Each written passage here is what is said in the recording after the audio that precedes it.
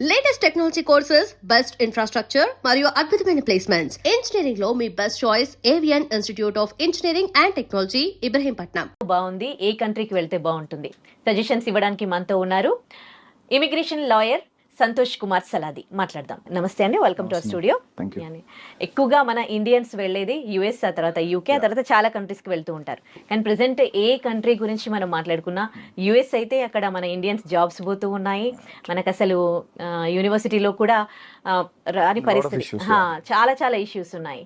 So ఇప్పుడున్న situation, మళ్ళీ Russia, Ukraine, ఇన్ని కంట్రీస్ లో ఇన్ని ప్రాబ్లమ్స్ ఉన్నాయి.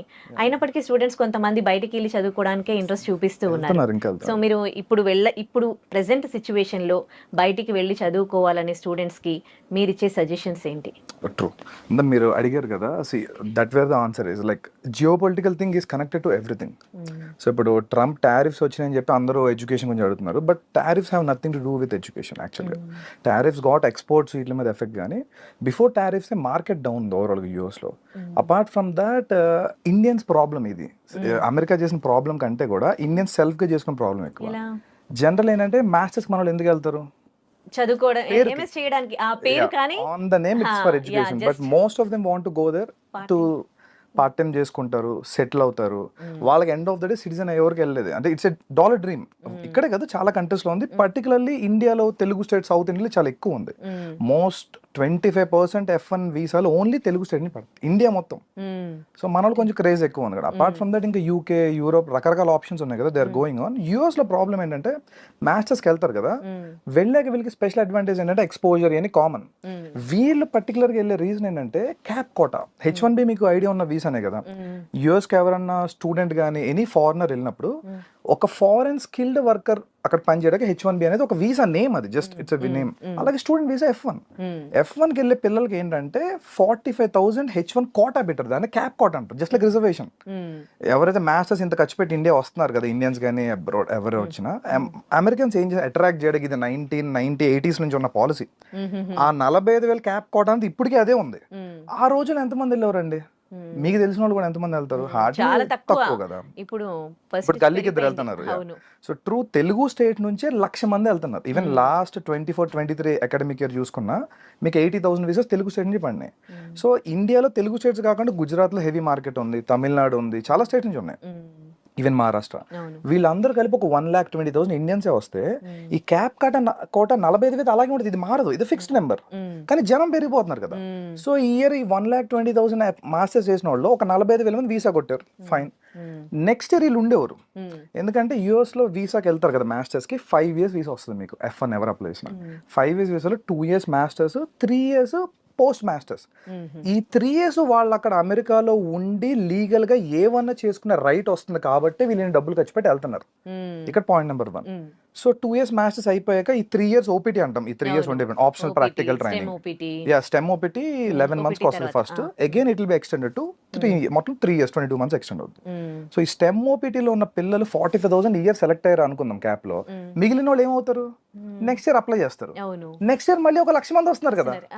So it's becoming a loop. ఆ లూప్ లో తిరుగుతున్నారు అందరూ. మాస్టర్స్ చేస్తున్నారు, OPT వస్తుంది, H1 వేసుకుంటున్నారు, పిక్ అయిన వాడికి అవుతుంది. అవన వాళ్ళు మళ్ళీ నెక్స్ట్ ఇయర్ ఆ 3 years టైం పాస్ చేస్తారు. ఒక ఇయర్ అవ్వాలా, సెకండ్ ఇయర్ అవ్వాలా, 3 years అవ్వాలా, ఏం చేయాలి? బ్యాక్ వచ్చేయాలి ఇండియాకి, అంతే. సో ఇది ఎప్పటి నుంచి ఉన్న రూల్, ఇది కొత్తగా రాలా OPT టీమ్. బట్ ఏంటంటే ఇండియన్స్ తెలుగు వాళ్ళు ఎక్కువైపోయారు పోస్ట్ కోవిడ్. చాలా మంది వెళ్ళిపోవడం, అంటే ఓవరాల్ ఐటీ బూమ్ అయింది కాబట్టి దాట్స్ ఎ బిగ్ డిసడ్వాంటేజ్. అది కాకుండా ఈ 3 years ఓపీటీలు ఏదైతే ఉందో, యాక్చువల్ ఓపీటీ అంటే పేరులో ఉంది కదా, ఆప్షనల్ ప్రాక్టికల్ ట్రైనింగ్. వీళ్ళు ఒక ఇంటర్న్ గా ఎక్కడైనా పని చేసుకోవాలి, కానీ తెలుగు వాళ్ళు కానీ ఇండియన్స్ ఓవరాల్ గా అది చేయరు. వాళ్ళు వెళ్ళి అన్ని రెస్టారెంట్లో, కెఫేల్లో ఎక్కడ పడితే అక్కడ చేస్తారు. That's illegal. సో వాళ్ళు ఏం చేస్తారంటే కొత్తగా ఏమి రూల్స్ పెట్టాల, ఉన్న రూల్స్ స్ట్రిక్ట్ గా ఫాలో అవుతున్నారు అంతే. So it's already return rule. Student part time గా ఉన్నప్పుడు 20 years చేసుకోవాలి, అది క్యాంపస్ లో చేయాలి.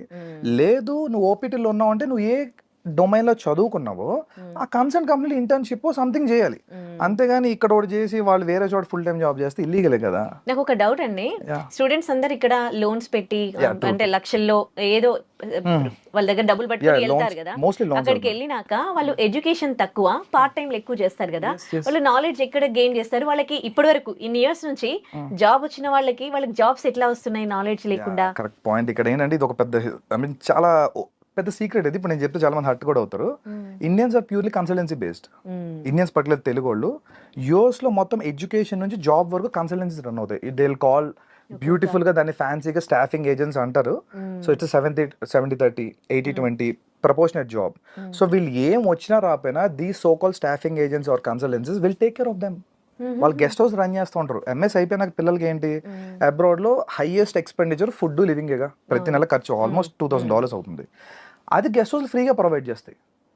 వీళ్ళకి వీళ్ళే ట్రైన్ చేస్తారు, వీళ్ళే అన్ని పెడతారు, ఫేక్ గానీ వాట్ ఎవర్ అన్ని. సో పెట్టి వీళ్ళకి ఒక 10 years 8 years ఉన్నోళ్ళలాగా ప్రొజెక్ట్ చేసి మార్కెట్ లో తీసుకెళ్తారు. వాడికి రియల్ టైం అదేం రాదు కదా. ఈవెన్ ఇంటర్వ్యూస్ కూడా ప్రాక్సీలతో చేస్తారు. సో వాళ్ళు అక్కడికి వెళ్ళిపోయి దిల్ మేనేజ్ సమ్హౌ. ఇది ఒకప్పుడు నడిచింది మార్కెట్ బల్క్ లో ఉన్నప్పుడు, అది ఏం చేసి నడిచింది. కానీ మార్కెట్ ఇప్పుడు ప్రిసైజ్ అయింది.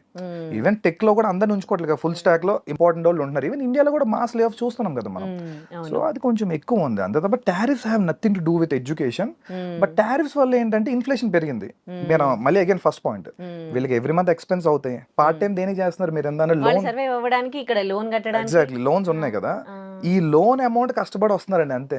వీళ్ళు 2-3 years ఉంటున్నారు, మాస్టర్స్ కట్టుకుంటున్నారు. ఈ 2 years పార్ట్ టైం చేసినప్పుడు తినడానికి సరిపోతుంది, పెద్ద మిగలట్లా. ఆ లోన్ తీర్చుకుని వస్తే చాలని ఫీల్ అవుతుంది. ఇది ఓపెన్ చాలా మందికి తెలిసిందే కానీ బయటకు చెప్పుకోరు.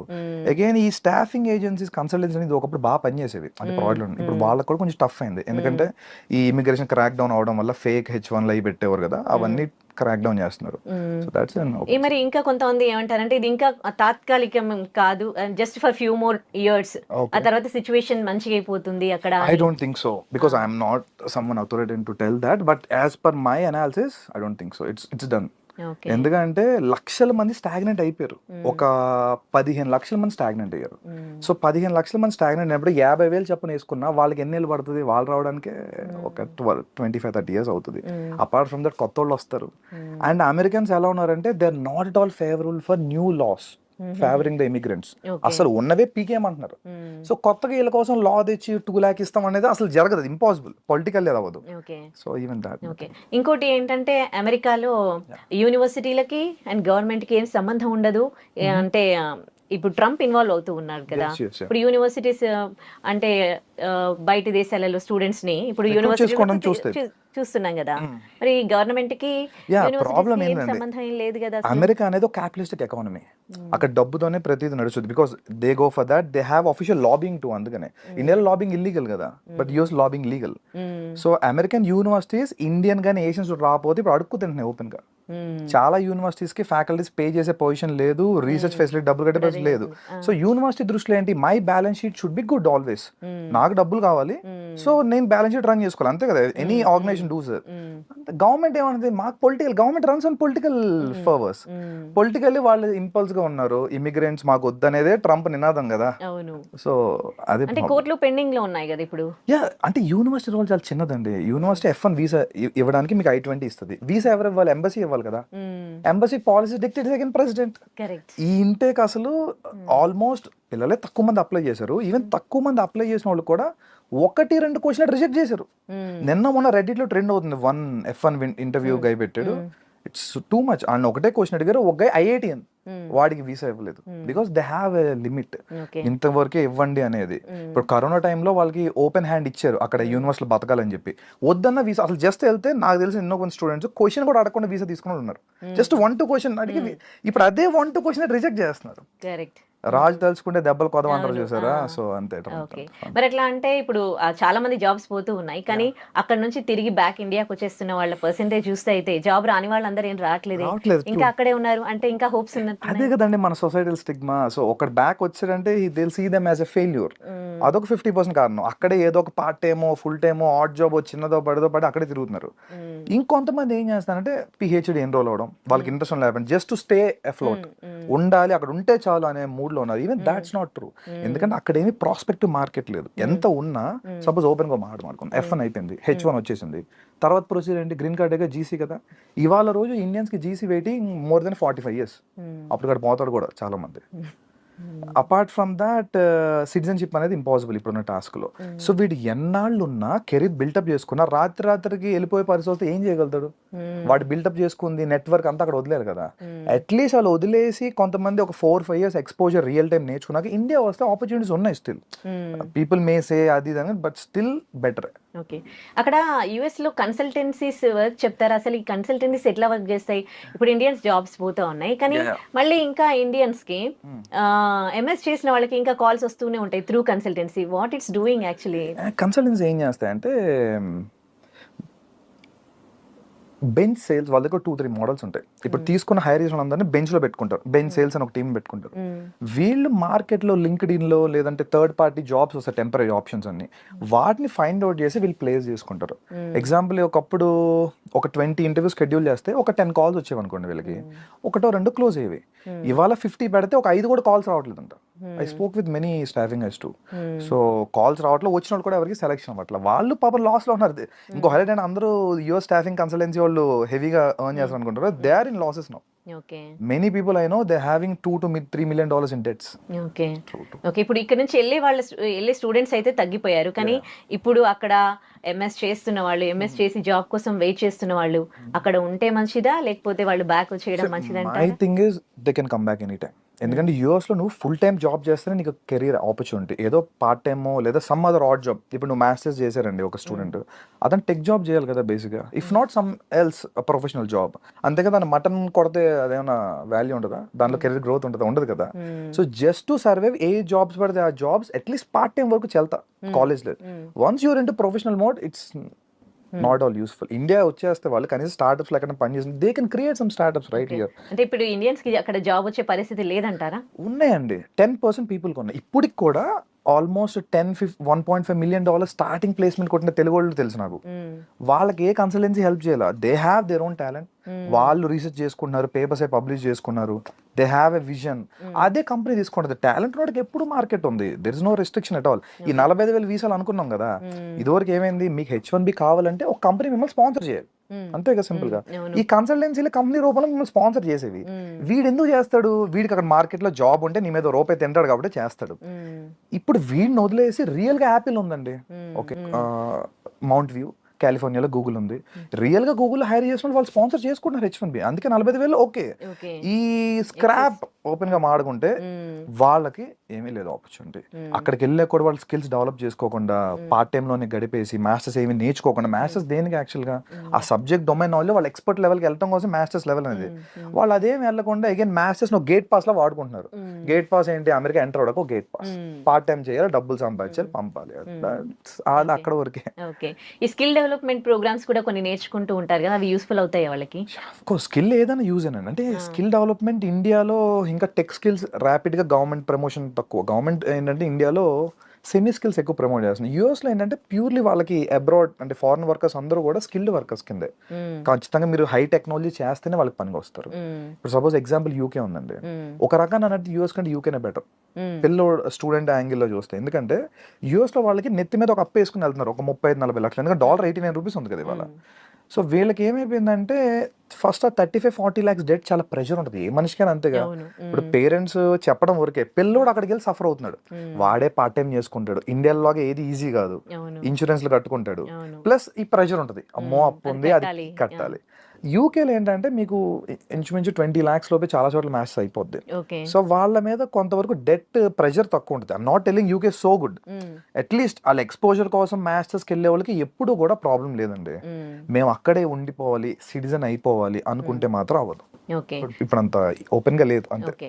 అంటే కంట్రీ టు కంట్రీ రిలేషన్షిప్స్ బాగుండట్లేదు కదా, మరి యూకేతో ఇండియాకి ఎట్లా ఉంది? ఎగ్జాక్ట్లీ ఈ పాయింట్. యూకేతో ఇండియాకి చాలా సూపర్ బయలాటరల్ రిలేషన్స్ ఉన్నాయి. ఇప్పుడు రీసెంట్లీ మోదీ గారు లాస్ట్ మంత్ యూకేతో హిస్టారికల్ ట్రేడ్ డీల్ చేసుకున్నాం మనం. Many goods are now with tax free. Suppose ఇప్పుడు మన ఇండియా నుంచి అపెరల్ వెళ్తుంది వరల్డ్ వైడ్ గా, ఈ గార్మెంట్స్ అన్ని కూడా నౌ ట్యాక్స్ ఫ్రీ ఇచ్చారు ట్రేడ్ ఛానల్లో. అలాగే ఎడ్యుకేషన్ వీసాస్ కూడా ఇండియా నుంచి ఎవరైతే యూత్ ఉన్నారో యూత్ మొబిలిటీ వీసాను కొత్తది క్రియేట్ చేసింది ఇమిగ్రేషన్ లాలో యూకేలో, ఓన్లీ ఫర్ ఇండియన్స్. ఒక 30,000 మందికి జస్ట్ మీరు ఏ జాబ్ ఒక్కర్లా, నువ్వు మా కంట్రీలో స్టార్ట్అప్ చేయడానికి కానీ లేదా ఇన్నోవేట్ చేయడానికి వస్తావా రా, వీళ్ళు ఇష్యూ అని వీసా 3 years 2 years వీసా ఏదైనా చెయ్యి, if it is good further గా అప్లై చేసుకో. ఇది ఓపెన్, యూఎస్ లేదు మనకి. ఇది ఈ ట్రేడ్ డీల్స్ వల్ల ఇండియాకి ఉన్న, యూకేతో ఉన్న బెనిఫిట్ ఇది. స్టూడెంట్స్ వెళ్తారు కదా మాస్టర్స్ కి, 4 year వీసా వస్తుంది యూకే లో చాలా చోట్ల. 2 year కోర్స్ చేసుకుంటే అగైన్ 2 years ఉంటారు కదా. ఈవెన్ అప్పుడు కూడా వాళ్ళకి ఏమైనా అవ్వకపోతే మొబిలిటీ వీసా ఉంది, something else they will try. And more over అంటే ముందు డెట్ ప్రెషర్ తక్కువ ఉంటుంది. అగైన్ ఓకే, అంటే కొన్ని కోర్సులు చేయడానికి వెళ్ళిన వాళ్ళకి యూకే లో బాగుంటుందా, లేకపోతే మేనేజ్మెంట్ యూకే లో బాగుంటది. Particularly IT is fine, life sciences కూడా okay. And law management top మీకు యూకేలో. లా అండ్ మేనేజ్మెంట్ తెలుగు వాళ్ళు పట్ల ఇంజనీరింగ్ వెళ్తారు కాబట్టి ఓకే. మాస్టర్స్ కూడా ఇంజనీరింగ్ ఐటీ అట్ సైడ్ కూడా కొంత చూడొచ్చు. అక్కడే సెటిల్ అవ్వాలనుకుంటే యూకేలో, యూకేలో సెటిల్ అవ్వాలంటే ఫైన్. వాళ్ళు ఒక ట్రాన్స్పరెంట్ సిస్టమ్ తీసుకొచ్చారు. బేసిక్గా మీరు చూసుంటారు, మొదట కెనడాకి హెవీగా బూమ్ అయింది. ఒక 2-3 years బ్యాక్ వరకు కెనడా బాగా వెళ్ళారు. ఎందుకంటే కెనడాకి అప్పుడు పాయింటర్ సిస్టమ్ ఉంది. మీరు పిఆర్ రావాలనుకోండి, ఇప్పుడు యూఎస్ లో ఏంటి, ఒక ఆర్బిటరీ సిస్టమ్ ఉంది. మీరు గ్రీన్ కార్డ్ ఫైల్ చేశారు, వాడు వెయిటింగ్ లిస్ట్ పెడతాడు, అంతేగాని మీకు మధ్యలో రీజనింగ్ చెప్పరు నాకు ఎందుకు వస్తుంది, ఎందుకు రావట్లేదు అని. కెనడాలో ఏంటంటే పాయింటర్ సిస్టమ్ ఉంటుంది. సిఆర్ఎస్ స్కోర్ అంటాం, కాంప్రహెన్సివ్ ర్యాంకింగ్ సిస్టమ్. మీ సిఆర్ఎస్ స్కోర్ చేసుకుంటే మీ 10th 12th మీరు కెనడాలో పని చేశారు లేదా కెనడాలో ఎక్స్పీరియన్స్ ఉంది, ఇవన్నీ ఇమిగ్రేషన్ లాయర్ చూస్తారు. సో మీకు గనక CRS score 740 above direct PR ఇచ్చింది మౌంటర్ Canada. So that's why people flocked. 640 నుంచి ఇచ్చుకొచ్చింది 740 వరకు ఇచ్చారు. ఇప్పుడు ఏంటంటే కెనడా ఆపేసింది. వాళ్ళకి చూసాం కదా, ఖలిస్తాన్ ఇష్యూస్ ఉన్నాయి, ఇమిగ్రేషన్ ఎక్కువైపోయింది. అగైన్ యూకే ఇప్పుడు పాయింటర్ సిస్టమ్ తెచ్చింది. అంటే నువ్వు మాస్టర్స్ మా దగ్గర చేసావు, ఇన్ని పాయింట్లు ఇస్తాం. ఇక్కడ నువ్వు ఒక 1-2 years ఎక్స్పీరియన్స్ ఉంది, ఇన్ని పాయింట్లు ఇస్తాం. ఇండియాలో కూడా నీకు ఎక్స్పీరియన్స్ ఉంది. అట్లా ఈ పాయింటర్ సిస్టమ్ వల్ల ఏంటంటే ప్రతి ఒక్కరికి ఓపెన్ గా ట్రాన్స్పరెంట్ తెలుస్తుంది. ఇన్ని పాయింట్లు నాకు వచ్చినాయి, ఇన్ని పాయింట్ లెవెల్ వస్తే పిఆర్ వస్తుందంట, అందుకే రావట్లేదు సంథింగ్ కదా. అంతేగాని మిగతా చోట యూఎస్ లో కానీ చాలా యూరోపియన్ కంట్రీస్ లో పిఆర్ వేయాలి. ఇమిగ్రేషన్ లాయర్స్ వెళ్తా ఉంటారు, మనలాంటి వాళ్ళు సబ్మిట్ చేస్తారు, వాళ్ళు ఎప్పుడు ఇస్తారో అప్పుడు అంతే. సో మీ ఫైల్. మరి యూకే లో ఇంత మంచి ఆపర్చునిటీస్ ఉన్నప్పుడు ఎందుకు యూఎస్ ని ఫస్ట్ ఆపర్చునిటీగా పెట్టుకుంటారు? మనకి ట్రెడిషనల్లీ హ్యూజ్ మార్కెట్. అంటే మీరు పాపులేషన్ వైజ్ చూడండి, US population around 40 crore, 35 to 40 crore. UK population around below 5 crores. So 6.5 overall united Kingdom అంతా చూసుకున్నా. So huge difference. అండ్ ఈ ఫార్చ్యూన్ 500 కంపెనీస్ లో ఏంటంటే ఐటీ, తెలుగు వాళ్ళు లేదా south Indians particularly bulk into IT, IT and IT consulting services. So US huge market, world మొత్తానికి IT వాళ్ళే కదా. సో అందుకని మన తెలుగు ట్రెడిషన్ ఎక్కువ వెళ్తుండేవారు, అంతేగాని there is nothing else. And ఈ అడ్వాంటేజ్ ఉండేవి మనకి, వేరే ఏ కంట్రీలో కన్సల్టెన్సీస్ లేవు, స్టాఫింగ్ ఏజెన్సీస్ కానీ. మ్యాథ్స్ అయిపోతే వాడు ఓన్ గా చూసుకోవడం లేదంటే సంథింగ్. బట్ యూఎస్ లో ఏంటంటే ఎట్ కంఫర్ట్, నీకు మ్యాథ్స్ అయిపోయిందా రా, నేను ఫ్రీగా ఫుడ్ ఇస్తా, అకామిడేషన్ ఇస్తా, ట్రైన్ చేస్తా, నువ్వు ప్లేస్ అయ్యేదాకా నేనే చూసుకుంటా. ఇది మంచి ఆపర్చునిటీ కదా. సో తెలుగు వాళ్ళకి ఈ మార్కెట్ అలవాటు పడిపోయారు ఒక 30-25 ఏళ్ళ నుంచి. ఇంకా మాట్లాడుకుంటే యూరోప్ లో ఆపర్చునిటీస్ ఉన్నాయి. అంటే if there studios enough, Europe లో ఆపర్చునిటీస్ ఉన్నాయి, కానీ బల్క్ లేవు. మనకంటే బల్క్ వచ్చారు, బల్క్ లో వచ్చిన వాళ్ళు వెళ్ళాలి అంతే, అదే ప్రాబ్లం అవుతుంది అందుకోసం. ఓకే, ఇప్పుడు మరి యూకే లో ఉన్న ఈ ఆపర్చునిటీస్ గురించి అవగాహన ఉందా, వెళ్తూ ఉన్నారా మరి? యూకే బాగా వెళ్తున్నారండి. ఇప్పుడు సెకండ్ ప్లేస్ యూకేనే. అంటే ఇన్ఫాక్ట్ నాకు తెలిసి ఈ అకాడమిక్ మేబీ యూకే ఫస్ట్ కూడా రావచ్చు. యూఎస్ తగ్గింది కదా, ప్రీవియస్ లో యూఎస్ ఫస్ట్ ప్లేస్ లో ఉంటే సెకండ్ హైయెస్ట్ నెంబర్స్ యూకేకి వెళ్ళేవారు. ఇప్పుడు అగైన్ ఆస్ట్రేలియా కూడా టైట్ అయింది ఇప్పుడు చాలా. ఆస్ట్రేలియాలో ఫినాన్షియల్ థింగ్స్ అని చాలా టైట్ చేశారు, and also very costly. So అందుకోసం వీళ్ళు ప్రిఫర్ చేస్తారు. వీసా ప్రాసెస్ కి ఇప్పుడు ఏమి ఇబ్బందులు ఏం కలగట్లేదా? UK very beautiful. ఎందుకంటే ఇంటర్వ్యూ కూడా లేదు. యూఎస్ కి అయితే ఇంటర్వ్యూ ఉంది కదా, వాడు వెళ్తే ఏదో ఒకటి అడిగి రిజెక్ట్ చేస్తున్నారు. UK complete document based online visa. So they will submit papers అన్ని బాండ్ కరెక్ట్ ఉంటే వీసా వస్తుంది, బాగోపోతే రాదు, అంతే. Very simple. యూకే తర్వాత ఇంకా వేరే ఇంకా యూరోప్ అండి, Canada complete down. And I suggest no way, Canada అస్సలు లేదు మార్కెట్. యూరోప్ ఇంకా జర్మనీ, ఫ్రాన్స్, ఈ ట్రెడిషనల్ మార్కెట్స్ ఉన్నాయి కదా. అగైన్ యూరోప్ లో ప్రాబ్లం, మన ఇందా మీరు అడిగిన క్వశ్చన్ ఇంకోటి ఏంటంటే, యూరోప్ కి ఎందుకు వెళ్ళరు అంటే తక్కువ. యూరోప్ లో జస్ట్ లైక్ ఇండియాలో స్టేట్స్ లాగా ఏ కంట్రీకి వెళ్తే ఆ లోకల్ లాంగ్వేజ్ వస్తుంది. జర్మనీ వెళ్తే జర్మన్ నేర్చుకోవాలి, ఫ్రాన్స్ వెళ్తే ఫ్రెంచ్ నేర్చుకోవాలి, స్వీడన్ లో చాలా స్వీడన్ వెళ్తే మళ్ళీ స్వీడిష్ రావాలి. సో అది మళ్ళీ మన టఫ్ పార్ట్ కదా, ఆ లాంగ్వేజ్ మొత్తం, దాని గురించి కొంత ఇది. But Germany number 3. Germany number 3. జర్మనీలో ఎట్లా ఉందండి? జర్మనీ ఇస్ టూ గుడ్ అండి. జర్మనీ అంటే ఫస్ట్ నుంచి వాళ్ళది quality life, quality education, population కూడా సేమ్ యూకే లెవెల్ పాపులేషన్ వాళ్ళది. జర్మనీలో ఏంటంటే గవర్నమెంట్ స్కూల్స్ అని ఫ్రీ, అసలు డబ్బుల గురించి కాదు, వాళ్ళు free, most complete maths free. వాళ్ళ కంట్రీ వాళ్ళకా, మన వాళ్ళకి కూడా. జర్మనీలో మీ public universities offer 90% to 100% scholarships. మన వాళ్ళు చదువుకుంటారు. కరెక్ట్ క్వశ్చన్ అడిగారు. ఇప్పుడు ఏంటంటే I tell you some secrets kind.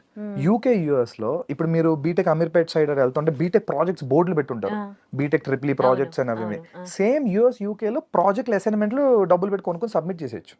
and they'll get అవును and they'll get grades and they'll passed out with convocation and all this and all. జర్మనీలో కుదరదు. జర్మనీలో పెయిడ్ అసైన్మెంట్స్ కష్టపడి చదువుకోవాలి. ఇంత ప్లాగరిజం ఉన్న కంప్లీట్ ఆ అసైన్మెంట్ ఆ సెమ్మే వేవో ఇది చేస్తారు. సో నో వే దిల్ ట్రై. అందుకోసం చాలా తక్కువ మంది వెళ్తారు. వెళ్ళే స్టూడెంట్స్ పీపుల్ కి జర్మనీ ఇస్ బ్యూటిఫుల్ ఆప్షన్. మన వాళ్ళకి ఏంటి ఇవన్నీ వద్దు చాలా మందికి. I'm not telling generalize, but చాలా మందికి ఏంటంటే అలా ఫ్రీ మైండ్ సెట్ లో క్రియేట్ చేశారు. Maybe some consultancies or whatever reason నువ్వు వెళ్ళిపోరా వెళ్తే.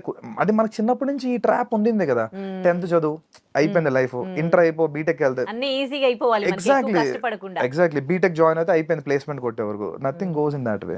సో అది problem actually. Germany visa process అంతా ఎట్లా ఉంటది? ఏ కోర్స్ చేయాలనుకునే వాళ్ళు బాగుంటది? Particularly engineering guys, mechanical, automobile ఇవన్నీ ఉన్నాయి కదా. India is going towards manufacturing. India self reliant అవుతుంది కదా, Atma Nirbhar Bharat. So self reliant అవుతున్నప్పుడు manufacturing is only option. India China గానీ ఏ అకౌంట్ బీట్ చేయాలి, మనం థర్డ్ లార్జెస్ట్ సెకండ్ లార్జెస్ట్ వెళ్దాం అనుకుంటున్నాం. So manufacturing is only way. Manufacturing రేపు స్టార్ట్ అవుతుంది ఇండియాలో, ఆల్రెడీ పుష్ వచ్చింది గట్టిగా. వీళ్ళకి చాలా మార్కెట్ ఉందండి. చాలా మంది ఈవెన్ నేను ఇయర్ కూడా చూసాను, ఏఎంఎల్ డేటా సైన్స్ కొట్టుకుని డొనేషన్ కట్టి జాయిన్ అయ్యారు చాలా యూనివర్సిటీస్ లో. బట్ ఫ్యూచర్ లో మెకానికల్ ఈసీ వాళ్ళకి బీభత్సమైన మార్కెట్ ఉంది, హెవీగా అందు సైడ్ ప్రొడక్షన్ కూడా ఉంది. సో మెకానికల్ ఆల్రెడీ ఇండియాలో బ్యాచిలర్స్ చేసిన ఉంటారు కదా, వాళ్ళు మాస్టర్స్ చాలా ఈజీ అక్కడ మాస్టర్స్ చేసుకుంటారు, వాళ్ళు అక్కడే సెటిల్ అవ్వచ్చు. ఎందుకంటే వరల్డ్ లో ఒక థింగ్ ఏంటంటే జర్మనీలో Tier 1 మెట్రో సిటీసే కాదు, Tier 2, Tier 3 cities develop, and I forgot the name actually. They called it a system. It's a policy for them. Even World War II ఇంత వచ్చిన జర్మనీ ఎందుకు బ్రేక్ అవ్వలేదంటే అక్కడ ఎడ్యుకేషన్ ఇండస్ట్రీ కలిసి ఉంటుంది. Industry relevant curriculum completely. ఇండియాలో లాగా కాదు. అంటే ఇండియాలో ఏంటి కరికులం ఒకటి చెప్పేస్తారు, వాడు మళ్ళీ ప్లేస్మెంట్ కోసం ట్రైన్ అయ్యి సంథింగ్ వెళ్తాడు. ఇండస్ట్రీతో కలిపి యూనివర్సిటీలు రన్ అవుతాయి. ఇన్ఫాక్ట్ మీకు ఫోక్స్ వ్యాగన్ కార్స్ ఉన్నాయి కదా, ఫోక్స్ వ్యాగన్ వాళ్ళు యూనివర్సిటీ రన్ చేస్తారు తెలుసా జర్మనీలో, complete free. It's very funded university. In fact Volkswagen అంటేనే people's vehicle, German public company అది. So they are also running a university. ఇంకో డౌట్, జర్మనీలో వాళ్ళ లాంగ్వేజ్ లో ఉంటుందా ఎడ్యుకేషన్? అంటే జర్మన్ మీడియం కాకుండా ఇంగ్లీష్ మీడియం ఉంది, చాలా చోట్ల వెళ్తున్నారు. బట్ నేను మీకు ఓపెన్ చెప్తా, they speak 50% they converse in German. అందుకే వీసా కూడా జర్మనీకి ఉన్న రిక్వైర్మెంట్ ఏంటంటే బై ద వీసా టైం కనీసం 2 levels ఆఫ్ జర్మన్ చేసి ఉండాలి. సో అందుకోసం మన వాళ్ళు ఇంకో హిండ్రెన్స్. ఇందాక ఇదైతే ఉంది, ఇంగ్లీష్ మనకి కామన్ లాంగ్వేజ్ కదా, సింపుల్ గా టోఫెల్ ఐఎల్స్ రాసేసి వెళ్ళిపోతారు ఒక నెల కోచింగ్ తీసుకొని. బట్ మీకు లాంగ్ టర్మ్ ప్లాన్ చేసుకుంటే కనుక జర్మనీ చాలా క్వాలిటీ ఆఫ్ పడే వాళ్ళకైతే మంచి ఫ్యూచర్ ఉంటుంది, చాలా ఫ్యూచర్ ఉంటుంది. అపార్ట్ ఫ్రమ్ దట్ ఫ్రాన్స్ కూడా సేమ్ వర్షన్. ఫ్రాన్స్ లో కూడా మీకు అంటే ఫ్రాన్స్ ఫ్రీ ఎడ్యుకేషన్ లేదు మోస్ట్లీ, బట్ తక్కువ ఫీజు, బిలో 10 lakhs స్కాలర్షిప్. ఇక్కడ ఇంగ్లీష్ కదా ఫ్రాన్స్ లో.